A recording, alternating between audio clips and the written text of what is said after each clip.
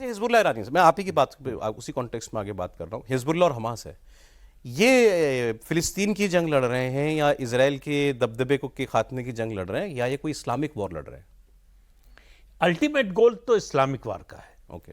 लेकिन लड़ाई जो है वो लड़ रहे हैं इजराइल को खत्म करने की। उनको लग रहा है कि इजराइल इस रास्ते की बहुत बड़ी बाधा है। हम इजराइल को अगर खत्म कर देंगे, इजराइल ने कितने जो है अरब देश है जिनको न्यूक्लियर स्टेट नहीं बनने दिया। हो जाते नहीं तो हो जाते। ईरान के न्यूक्लियर फैसिलिटी पर जो अटैक किया उन्होंने, उसको खत्म किया। इजराइल भी स्वीकार नहीं करता इजराइल को, मतलब इन द सेंस वो भी कहता है कि खत्म होना चाहिए इजराइल। ईरान क्या, कोई भी अरब कंट्री, मुझे नहीं लगता सर ज़्यादा बता सकते कि इजराइल सरवाइव करे। वही कह रहे हैं ना कि वो उनके एग्जिस्टेंस को स्वीकार करने को तैयार नहीं। उनका मानना है कि ये होना ही नहीं चाहिए, ये देश ही नहीं होना चाहिए, देश ही नहीं, ये रेस नहीं होनी चाहिए, यहूदी नहीं होनी चाहिए। तो उनको खत्म करना है। तो वो इसलिए कोट करता, day of judgement will not come until Muslims fight Jews and kill them. The Jews will hide behind rocks and trees. पत्थरों और पेड़ों के पीछे यहूदी छिपेंगे, पत्थर और पेड़ आवाज देंगे मेरे पीछे बैठे हैं यहूदी, इनको खत्म करो। तब तक कयामत का दिन नहीं आएगा। ये बेसिकली कुरानिक रेफरेंस है। तब तक कुछ कयामत का दिन नहीं आएगा, ये मानते हैं वो। उसके लिए यहूदी दुनिया से खत्म होनी चाहिए। बिल्कुल। तो मतलब इजराइल खत्म होना चाहिए। ये यहूदी की बात नहीं है, फिर उससे आगे जाती है नॉन बिलीवर्स। पर उनका नंबर बेसिक बात है जो योगी जी ने असेंबली में कहा कि कयामत का दिन कभी नहीं आएगा, इस गलतफहमी में मत रहो। तो ये बोलना पड़ेगा, ये कहना पड़ेगा और इस पर चलना पड़ेगा। आंख बंद करके शुतुरमुर्ग की तरह आप सोचेंगे कि हमारे ऊपर कोई कष्ट नहीं आएगा, कोई तूफान का हमारे ऊपर असर नहीं होगा, तो फिर आप एक दिन मारे जाएंगे। उसके लिए तैयार रहिए। 15 साल क्या होता है किसी भी देश के जीवन में, जो इन्होंने बताया। हाँ, 15 साल में डेमोग्राफी बदल गई, तो टिल्ट हो गई। 15 साल में ऐसा तो नहीं है कि वो 46 से 57% हो हाँ, गए। मतलब दे रोज, नंबर्स रोज। इतनी जल्दी राइज नहीं होती है। ये बाहर से लोग ये जब कोई आए, ऑर्गेनिक ग्रोथ नहीं है। और वो नहीं है कि उन्होंने पैदा कर लिया और वो ये यंग हो गए। लोग बाहर से आए वहाँ और पूरी की पूरी व्यवस्था चेंज कर दी। और यही जो मैं बोल रहे हैं सर, जो बता रहे हैं, एग्जैक्टली ये होने वाला है। यदि आप इसको नहीं रोकेंगे, इजराइल बहुत बड़ा सैक्रिफाइस और लड़ाई लड़ रहा है हम आपकी। उसको बोलने के लिए हम तैयार नहीं है, क्योंकि हमारी, लेकिन वो अपने दुनिया के अपने हिस्से में लड़ रहा है। हमारे हिस्से में वैसी चुनौतियां थोड़ी हैं। नहीं सर, वो समझाने की कोशिश कर रहा है कि ये लड़ाई आपकी है। कैलिफेट की लड़ाई है कहाँ? कैलिफेट की लड़ाई हो सकती है, मतलब खलीफा इस्लामी पूरी दुनिया में इस्लाम राज करे, उसकी लड़ाई हो सकता है। कोई संगठन या कोई देश लड़ता हो, लेकिन भारत क्या, भारत जो इस्लाम को मानता है वो सब लड़ते हैं। इस गलतफहमी में मत रहिए। अब ये जनरलाइजेशन है सर। नहीं, जनरलाइज नहीं कर रहे। ये हम उसको टेररिज्म कह देते हैं, मतलब है तो जिहाद की लड़ाई ना। आप किसी चीज के वर्ड में छिप जाइए। लेकिन हम टेररिस्ट को भी तो फ्रिंज मानते हैं ना जी।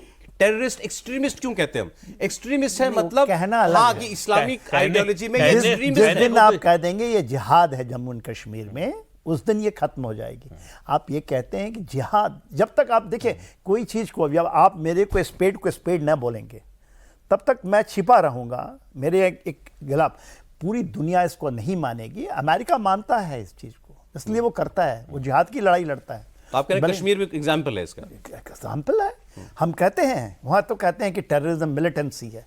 मिलिटेंसी, टेररिज्म एंड जिहाद, ये तीन अलग हैं। क्यों हम कहते हैं कि ये वहाँ से चलती है, उन मदरसों से चलती है ये सोच?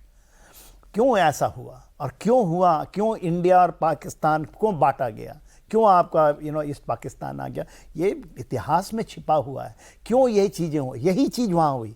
और वहाँ भी 47 में हम आज़ाद हुए और 48 में आज़ाद, जिसको इजराइल को कह लीजिए, फिलिस्तीन बनाया गया। और यूके वहाँ था। उस सबसे बड़ी गलती वो इंडिया में करके गया, अदरवाइज इंडिया आज एक होता जो हम बात करते हैं। करके गया। हाँ, वहाँ भी करके गया। असल मुजरिम तो ये है। हाँ, तो आप बताइए, आप बताइए, जॉर्डन रिवर है, ये जॉर्डन रिवर है और उसका मेडिटेरियन सी है। तो ये कहते हैं इस बीच में जो फलस्तीनी, वेस्ट बैंक बनाने की क्या जरूरत है? गाजा क्यों बनाने की जरूरत है? क्यों नहीं इवन आप कहीं नॉर्थ इलाका दे देते उसको? आप इस तरह की बात क्यों ईस्ट पाकिस्तान और वेस्ट पाकिस्तान बनाया? अरे ठीक है सर, मैं इसको अब इंडियन कॉन्टेक्स्ट जो आप बाकी दोनों मेहमानों ने कहा कि इजराइल आप सबकी जंग लड़ रहा है, या वो सबक है कम से कम उससे सीखो, है कोई पैरेलल इजराइल की जो जंगें चल रही हैं और भारत जिस सिचुएशन में है? जी बिल्कुल है। अगर आप अपने इर्द गिर्द देखें, अब तो बांग्लादेश में तो अब जमात इस्लामी की गवर्नमेंट आ गई है, तो कुछ दिन में आपको देखने को मिलेगा जब नॉर्थ ईस्ट में आपके यहाँ डिस्टर्बेंसेस शुरू होंगी, जब वहाँ पे भी रॉकेट लॉन्चर्स और मिसाइलें और हैंड ग्रेनेड्स आने शुरू होंगे, तो आर्म्ड फोर्सेस के लिए कितना बड़ा चैलेंज। जब तक 1971 में बांग्लादेश नहीं बना था तो नॉर्थ ईस्ट की सारी इंसर्जेंसीज कहाँ से चलती थी? बांग्लादेश से चलती थी, ईस्ट पाकिस्तान से चलती थी, सर आपको बताएंगे। और देखिए इजराइल इन सारे के सारे जो पूरा मिडिल ईस्ट में जो पूरा तमाशा लगा हुआ है, जो हज़ारों लोग मर रहे हैं, इसका जिम्मेदार अगर कोई एक है तो वो है अयातुल्लाह खुमैनी।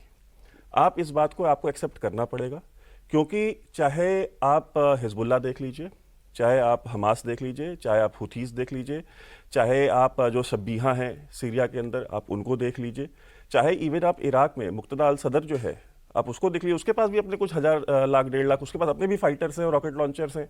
ये सारे के सारे अभी आएंगे इस प्ले में। आप हमास को आपने निपटाया, उनको वीक किया, फिर आप हिजबुल्लाह को डील कर रहे हैं, हिजबुल्लाह को करके खाली होंगे मुक्तदा अल सदर आ जाएगा, उससे करके खाली होंगे हुथीज आ जाएंगे, उनसे करके खाली होंगे शब्बिया आ जाएंगे सीरिया के। ये चलने वाली है। भाई हमको ये जनरली जो जानकारियां मिलती थी वो ये था कि भाई वहां भी इस्लाम सबसे कट्टर इस्लाम है और वो खतरा है। आपके यहाँ भी जो भारत में भी वही स्ट्रेन ज्यादा काम करता है। ये तो शिया मुल्क है। देखिए ये एक हम अपने आप को ना गलतफहमी में रखने के लिए हमको आदत है, ये हमारी मतलब हमारे कहते हैं ना इनहेरेंट पार्ट है। सच्चाई से भागते हैं हम, मुंह छुपाते हैं, हम कहते नहीं ये जिहाद। भाई वो अपने नाम में लिख के आते हैं जैश ए मोहम्मद, वो लश्कर तैयबा अपना नाम रखते हैं, और हम उनको सर्टिफिकेट उनके मुंह पे हाथ रख के कहते नहीं आप जैश ए मोहम्मद नहीं है, नहीं आप लश्कर तैयबा नहीं है। नहीं ये तो उसको ट्विस्ट किया जा रहा है, इसको मोल्ड किया जा रहा है। जितने भी आपके यहाँ आते हैं इनमें से कौन वहाबी है?